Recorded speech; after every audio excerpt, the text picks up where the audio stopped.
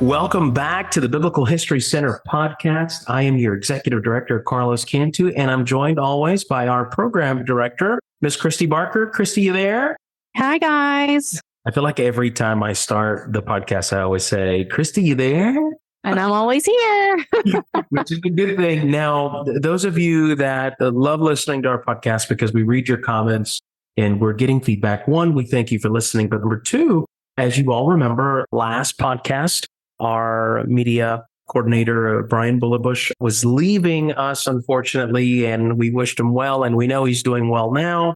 But we have brought in a special guest who will not only be a guest today, but will probably be a consistent regular moving into this new era, is Miss Emily Pritchett. Miss Emily, are you there? Sure am. How y'all doing? Miss Emily comes to us from Alabama, which is right next door. If you've been to the Biblical History Center, we're located very close to the border of Georgia and Alabama. And she is our Associate Director of Programming and Education. And Miss Emily, you want to tell everybody a little bit about yourself here in the next, I'd say, 30, 45 seconds? Yeah, thank you, Carlos. Thank you, Christy, for having me on here, first off.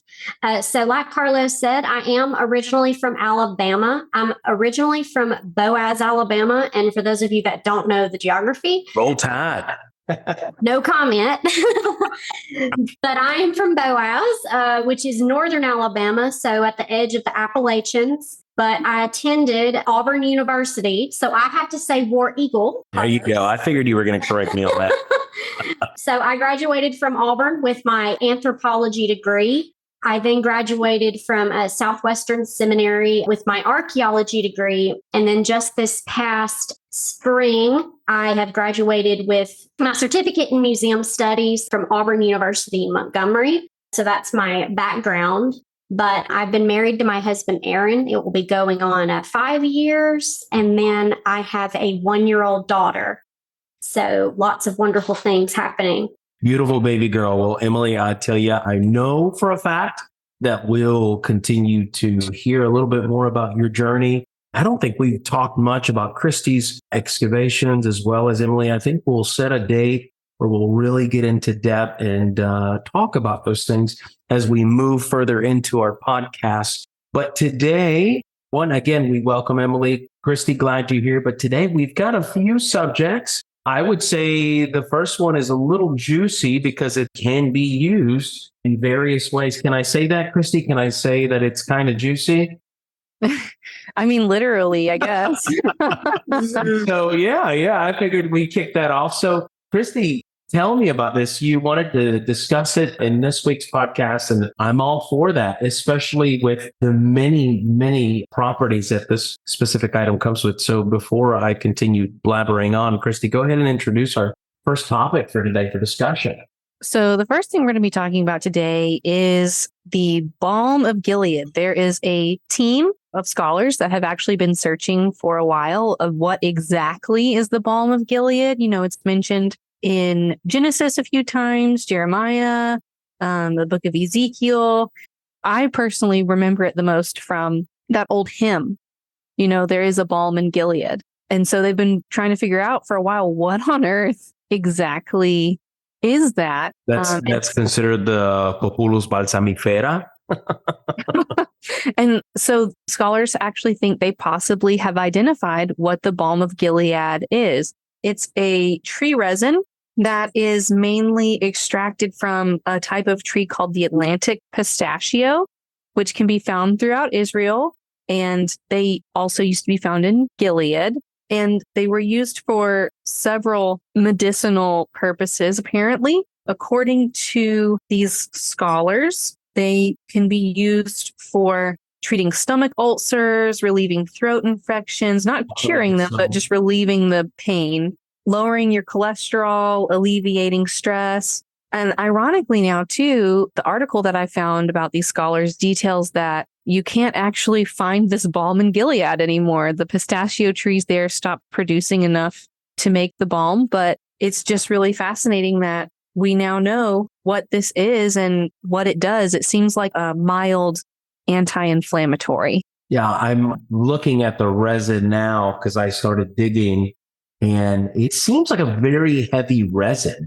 Did you notice that? It's almost like a Yeah. wax. Well, they have to mix it with wax in order to make it usable because what it is it's tree sap. So if you were just to use it straight, it would be like rubbing maple syrup or something like that on yourself. It would be a big mess, right? No one wants that sticky mess. So if you want to apply it externally, then you would have to mix it with wax first in order to make it effective. Emily, have you ever used some of this? This would have come in handy before my gallbladder surgery. I will say that. Did you catch that? That was good. That was good. Yeah.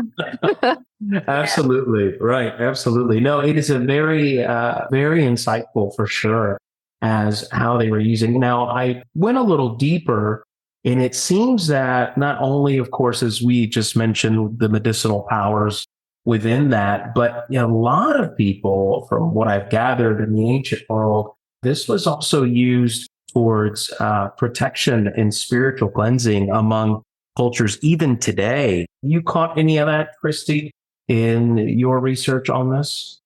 I didn't really look into the more mystical side of it. I just looked into the more practical side of it. But I do know that it wasn't just used in ancient Israel. It was also used in Egyptian culture, Greek, Roman, even some Arabic texts as well. We see it in what would have been called Arabia, what is now Yemen. And also it's listed as an incense, which is interesting. So it seems like it's very similar to the frankincense that we also see as a biblical tree resin that has medicinal properties. And frankincense is also very anti-inflammatory. Well, I wanted to certainly, as I mentioned earlier to Christy, I said, well, what order do we want to talk about these topics? And that's why I said that we'll start with the juicy one and move into that next item. I feel like the next subject is even more juicier. Can I even say that? Is that fair to say, Emily? I think so. Emily, tell me about, what is happening after 26 years? Let's talk a little bit about this anchor. Well, I dug a little bit deeper into this one, but I will preface by saying this. I don't know if there's a proper term to say this, but the antiquities market in Jerusalem is a thriving market. Market, yes. Yes. And unfortunately, you do have some artifacts that are taken from sites, sold specifically for profit, mostly. For a moment, I thought they were borrowed and later brought back. I'm not. No. Sorry. No. I still believe in humanity. Yes, I do too, but I'm a little bit more blunt with my words. Right. I'm sorry. Go ahead, Emily. No, you're fine. But from what I can tell from this, so these artifacts are dug out of context from sites, they're stolen. They are then put on the antiquities market to be sold for tourists. And the Israeli Antiquities Authority has been cracking down really hard on this. They are encouraging not only their local people, but also tourists as well to turn in any kind of antiquities that they might find over to the authority. And with this anchor, the fact that this guy kept it for 26 years and now he's finally turning it over. I'm kind of mixed about this because I'm like, well, I'm glad you're returning it. But why after 26 years? Why did you have to wait for a countrywide crackdown to finally give up your artifact? But from what also, when I dug into this, the individual had been quote unquote preserving the anchor. So cleaning it, to the best of his ability, probably with whatever he had in order to make it really nice. It might have been a display piece with wherever he worked or in his home. I don't know for sure. But from what I could tell, the anchor is any type of object you get, whether it is terrestrial or aquatic, leave the preservation to the experts. There is a reason they're an expert in the field that they are in. And plus, certain types of cleaners have chemicals in them that can damage too much. They say that the anchor is dated to the Roman period. It's 1700 years old, so roughly 1st century BC until 3rd century AD. And that's what they believe that the dates to the anchor, just roughly not only looking at it, but also with whatever preservation. It's quite the responsibility, a heavy responsibility, the IAA constantly enforcing, the antiquity laws, conducting investigation and recovering stolen art. But you can just imagine the workload that they get, the things that come across their desk. It is impressive what they are constantly having to do to reacquire, right?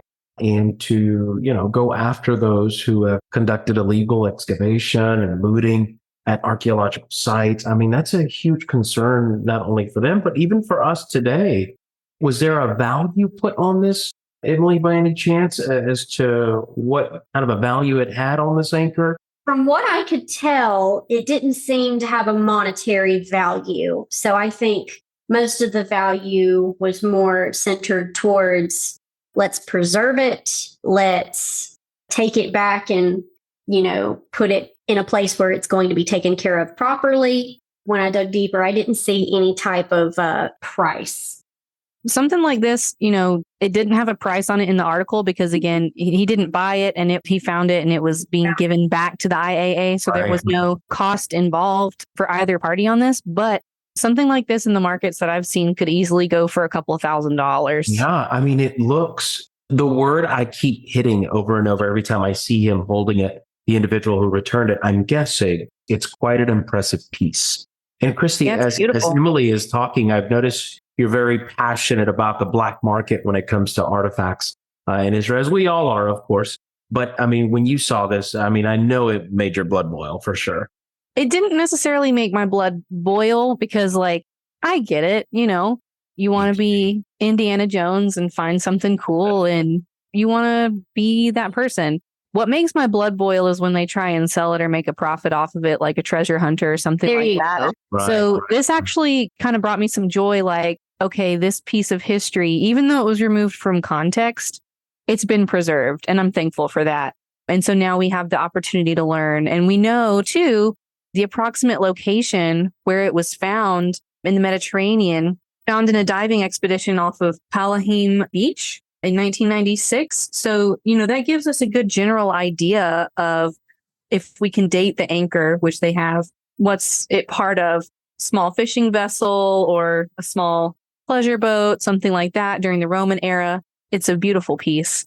Brought me more joy than anger, to be honest. It would have made me angry if, they had been trying to flip it or something like that. I always just get excited when we can preserve these pieces of history and learn from them before they're lost. I mean, that's why we all on this podcast, and those of you that are listening, I mean, that's why we're all here, right? Is to continue to encourage the preservation of historic items for our education, right? So we can learn and preserve previous cultures and their insights. And what's interesting even more is, as we were discussing our podcast and what we were going to look at, and Christy bringing these topics, as we continue to educate ourselves and we continue to educate you through this podcast, we continue to learn. And as we discover these items on the anchors, we're also learning additional information on Canaanite burial customs. Did you guys catch that as well? I can't wait to discuss this one too. It's a really cool fact about the next article we're about to discuss with the Canaanite burials. In my seminary days, I actually did a paper regarding pithoi jar burials. And unfortunately, I did not get that paper published. I should have gotten it published, even though my writing was very atrocious. In my opinion, it was very atrocious at the time. You could always redo it. We could always figure that out. Exactly. I can always redo it. But yeah, when I look at the jar burials, it reminded me of my paper. And the jar burials, the fact that these are brand new, like they've just been unearthed at Megiddo. I mean, wow. It's basically some of the same. They've also found some other burials just like this in another portion of Megiddo. Megiddo is a huge site. Well, and just to emphasize a little bit the significance of this, we know a lot about Egyptian burial. We're all, pretty familiar with the whole King Tut, Howard Carter excavation. Right. We know a lot about Mesopotamian burial because of excavations in Ur and other Mesopotamian cities, but very little up until this point has been known about Canaanite burial. And so the fact that they uncovered an entire Canaanite cemetery until Megiddo just, busted that wide open. It's right up your alley, isn't it? Yeah. Megiddo is such a cool site already to begin with. And so the fact that now added to the list of the cool things at Megiddo, we can now add a Canaanite cemetery where we understand the funerary practices and function a little bit better is just amazing and awesome. I think that's what you were referring to, Emily. Yes, exactly. Christy hit it right on the head. But I mean, Megiddo and sites like it, like Gezer and Hatzor, they were not just specifically only Canaanite people lived here. There has been evidence found of Israelites and Canaanites living amongst each other in the same communities. I think one of my big questions is, are these strictly Canaanite people? Or would they be, possibly Israelite who worshiped the Canaanite gods and then adopted the Canaanite ways of life from worshiping those gods? I've just got so many questions just for the people who found this, what other stuff that they have, on these. A lot of that will probably come out later too, just because this is just, they literally just found this like a week or two ago. It's one of those things where, I don't know about on what was found at the very bottom. And for those of you that are listening, if you're interested, we can certainly put those links or just do a Google search on Canaanite burial customs. Pour one out for the departed, I believe is what the article we're discussing mentions. If you're interested, some of the pieces are just absolutely gorgeous. They are beautiful. Some are damaged for sure, which is to be expected. But yeah, no, I'm sorry, Chrissy. I just wanted to put that information out there for those that are listening and they're wanting to see more of what was found in these jars. The thing with too, looking at an archaeological discovery so early is there are going to be lots of questions. Like I said, this was just discovered a week or two ago. And this analysis of the burial practices and it being Canaanite and everything like that is just the best guess of the archaeologist in the field at the moment. 6 months from now, it could be like, oh, well, this cluster here of burials was Canaanite, and then this cluster over here was Israelite. Or you might find something like that. Or once the genetic testing comes back, they might be able to tell us a little bit more information. I know at least the dig that I was on back in 2017, we were looking at things as they came out of the ground and we all thought we had one assumption. And then 6 months later, that was debunked. It was no more. It was impossible, kind of thing. Who knows what we're going to figure out about this site, just responding to Emily's questions, which are great questions to ask. That's a question that any good archaeologist should be asking. We probably won't know now, but maybe we'll find something out in 6 months. We'll hear something else. I'm definitely keeping my eye on the news and who was the publisher of this article? It was the Biblical Archaeology Review. Yeah, I'll be keeping my eye on BAR. I think I have colleagues right now that are at Tel Burna. So if they know of anything about it, I might be talking with them very closely to see if they might be working, maybe even working with some of the archaeologists there as well, because they're, if you're at a certain site, there's a really high probability that they can share information and go back and be like, oh, well, we found this at our site. Did you find this at your site? Does it coincide? Is it different, etc.? Have they found anything or have they just started? I haven't communicated with them since season has begun, but I'll have to get into contact with them as soon as possible. No doubt they've probably already heard about it, but I'm definitely going to ask for their theory if they think that this is Canaanite or if they might think this is something else. I know that from past articles and stuff that I have read, I do know that in some cases, the Philistines and the Hittites also had pithoi jar burials. It could be Canaanite, but it could be Philistine. It also could be a Hittite. It's like what Christy said.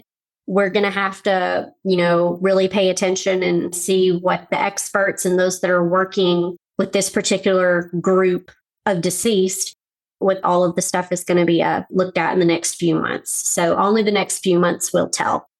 That's the great thing about BAR, and they always tend to circle back and they reference what they had uncovered. I do like that. I love that about BAR. I think that's one of the things that me and Christy, that's why we support BAR in even our own museum as we, here allow those resources to be used. And Emily, you even put together the catalog for it. So Yeah, I'm more than hopeful that Bar will circle back on this if there is additional information on it. But folks, we thank you so very much for listening. I know we're running out of time here. We want to thank you for always supporting the Biblical History Center, some of the things that we've got going on here in the month of June. It is slightly hot, not too hot. It is a little hot. Our reservations have slowly kind of maintained. They haven't really dropped like what we usually see in the summer. We've got our ancient world tours happening now all the way through October 31st, if that's correct. And Christy, feel free, or Emily, feel free to step in as I'm breaking these down. We also do want to mention, we want to encourage you to save the date.